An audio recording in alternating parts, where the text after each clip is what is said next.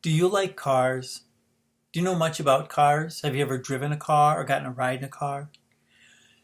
If you understand cars, it's a really good way to understanding how our brain works. There's a lot of similarities on how the different functions impact each other and interact. And so one of the things I'm going to do is we're going to have an analogy to really understand how the brain and the car functions are similar. We'll start with the car. And here you can see we have the tires, the gas, and the steering.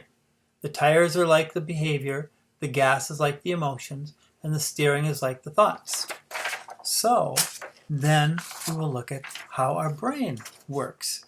If you look at the brain, you have the brainstem and the cerebellum, which is like our tires. They make the body move. Then you have the amygdala, which is our emotional center. And then you have the cortex, which is our thinking center. And between that, you have the transmission, which is like the limbic system. And that's all in the cerebrum. So then you take those two, the car and the brain, and you put them together, you can come up with putting the brain into the car. And you can see how the behavior is like the cerebellum and the brainstem, and emotions as our gasoline, and thoughts are our steering.